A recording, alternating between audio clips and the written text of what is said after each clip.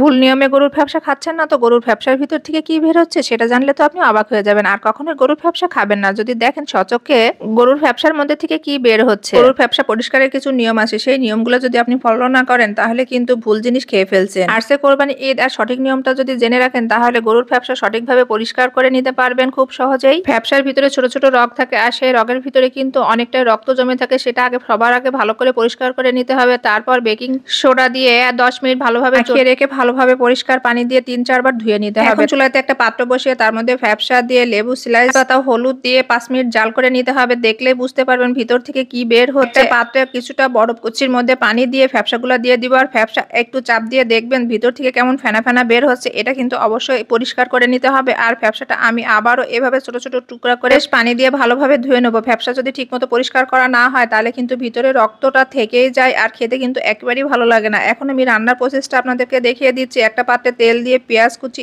আর শুকনা মরিচ ফোড়ন দিয়ে দিচ্ছি। এখন দিয়ে দিচ্ছি গুঁড়া মশলা, হলুদ, মরিচ, ধনিয়া গুঁড়া, স্বাদ মতো লবণ, আরো দিয়ে দিয়েছি আদা রসুন জিরা পেস্ট 1 চামচ পরিমাণ। ফ্যাপসা যেহেতু একটু কালচে কালার থাকে, এর কালারটা ঠিক রাখার জন্য কিন্তু অবশ্যই এখানে টমেটো পেস্ট ব্যবহার করতে হবে। টমেটো দিলে কিন্তু ফ্যাপসাটা খেতেও ভালো লাগবে আর দেখতেও ভালো লাগবে। আর ফ্যাপসাটা রান্না করার সময় কিন্তু একটা বিশেষ মশলা আমি ব্যবহার করব। এখানে কোনো গোটা মশলা ব্যবহার করব না। কিছু মশলা এমন ভাবে কষাতে হবে যেন মশলা থেকে তেল ছেড়ে আসে, সেই পর্যায়ে ফ্যাপসাটা দিয়ে আবারও কিছু সময় ধরে কষাতে হবে। যত কষানো যাবে আসলে তরকারিটা খেতে কিন্তু ততই বেশি ভালো লাগে। আমি ফ্যাপসাতে যে রান্না করার সময় বিশেষ মশলা ব্যবহার করেছি সেই বিশেষ মশলাটাই আপনাদের এখন দেখিয়ে দিচ্ছি। একটা ফ্রাই প্যানের মধ্যে 1 চামচ পরিমাণ ধনিয়া গুঁড়া, মিষ্টি, জিরা, এলাচ, দারচিনি, লবঙ্গ আর জয়ত্রী দিয়ে একটু হালকা করে ভেজে নিয়ে একটা ব্লেন্ডার জারের মধ্যে গুঁড়া করে নেব। যখন গরুর ফ্যাপসা রান্না করবেন অবশ্যই এই মশলাটা ব্যবহার করার চেষ্টা করবেন। ফ্যাপসাটা কষানো হয়ে গেছে, মশলা থেকে কিছুটা তেল ছেড়ে আসছে। এই ফাঁকে আমি আবারও একটু সময় নিয়ে কষিয়ে নিয়ে যে গুঁড়া মশলাটা করেছি তার কিছু অংশ এখানে ব্যবহার করব